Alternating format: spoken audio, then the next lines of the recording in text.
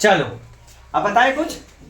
अब ठीक है, हम इसलिए दे देते हैं कि वहां पर भी देख सके, कोई दिक्कत नहीं रहेगा। यहाँ पर पढ़ा रहेगा अपना, आप देख सकता है, कोई दिक्कत नहीं। इसीलिए चलो हम जो आज बता रहे हैं बाबू, हम क्या बता रहे हैं? भाज्य, अभाज्य, सह अभाज्य। तुम पूछा था सह अभाज्य, ठीक है। तो हम तीनों बता दिए, जो तीनों का एक डायरेक्शन में हो गया, कंप्लीट हो गया। फिर जाकर के हम आगे और बता देंगे। तो अब है भाज्य संख्या, कंपोजिटिव है ना। और उसके बाद प्राइम नंबर, को प्राइम नंबर किसे कहते हैं? तीनों देखो। तो हमको देखना भाज्य संख्या किसे कहते हैं। ये तो बढ़िया ठीक ठाक बात है। जो भाज्य संख्या किसे कहते हैं? जो संख्या स्वयं तथा एक के अलावा किसी अन्य संख्या से विभाजित होती है, ऐसी संख्या को भाज्य संख्या कहते हैं। हम क्या बताएं? जो संख्या, कोई एक संख्या होगा, स्वयं खुद से तथा एक के अलावा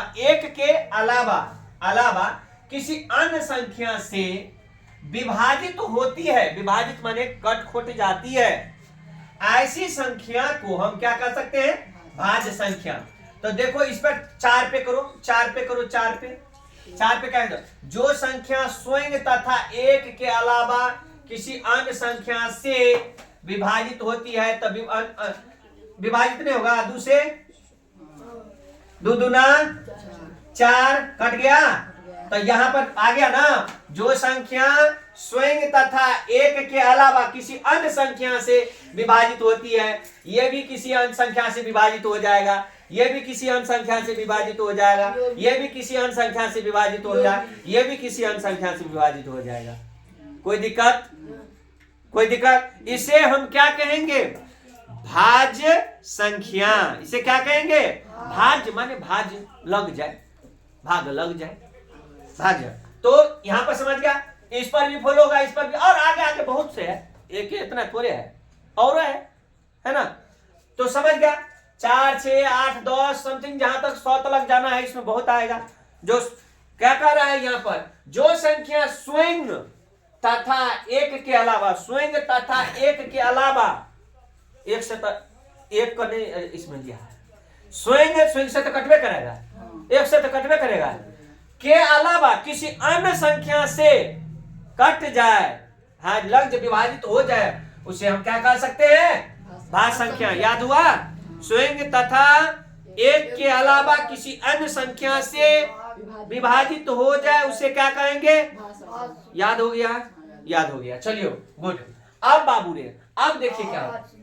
अभाज्य संख्या, प्राइम नंबर किसे कहते हैं? ऐसे देखो जी, दिमाग में तो ऐसे याद रखता है, मगर जैसे लिखावट के साथ याद रखेगा तो किसी को बोलने में अच्छा लगता है। ऐसे करो। अब कहता है अभाज्य संख्या। अभाज्य संख्या जिन संख्याओं के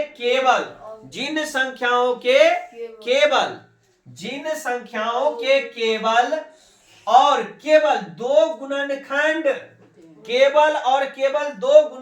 होते हैं, ऐसी संख्याओं को अभाज्य संख्या कहा जाता है। आप समझो बाबू, क्या है? जिन संख्याओं के केवल दो गुणनखंड होते हैं, ऐसी संख्याओं को अभाज्य संख्या कहते हैं। तो इसमें तो सब अभाज्य संख्या है।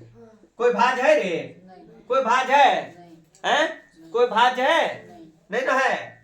और उसके बाद 23 भी यहाँ हो जाएगा, 23 भी होगा। तो अभाज्य संख्या कहता जिन संख्याओं के केवल दो गुणनखंड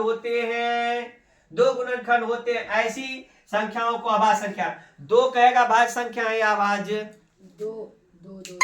दो भाज्य संख्या, अभाज्य संख्या है, याद रखना। दो देखने में तो बड़ी एकदम है, मगर याद रखना, दो भाज्य संख्या है या अभाज्य संख्या?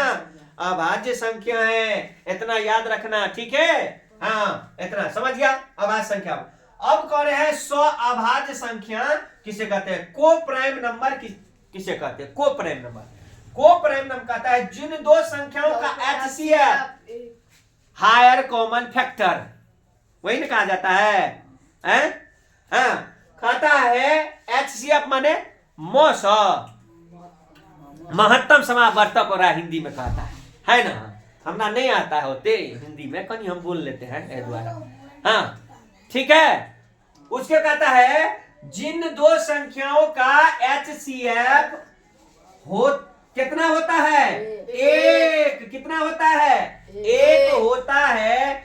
ऐसी संख्याओं को सभाज्य संख्या कहते हैं। एक होना चाहिए। तो अपना फॉलो कर ले। 9 से 25 में कह रहा है तो 9 से 25 में कहीं दे दें, चलो कहीं पर दे देते हैं। 9 से बाबूरे यहाँ 9 से 25 में दो तो 9 का 18, 9 तिया 27, 9 दूना 9 का 18 ना, 18 घट जाएगा कितना होगा, 7 कट जाएगा। 7 से 9 में देगा 7 कान 7 कितना है 2, 2 से फिर कितना 7 में देगा 2 तिया 6 कितना आया 1 से कितना में देगा 2 में 1 दूना 2 कट के आ गया क्या HCF कितना आया 1 आया। फॉलो आया, ये सिस्टम फॉलो आया। ऐसे भी इसमें फॉलो करेगा, इसमें करेगा, इसका जिसका HCF लेगा तो तुमको 1 आएगा। आया ना 1। ऐसे तुम इस पर भी कर सकता है, इस पर भी कर सकता है जिसका। तो तुमको इतना जिन दो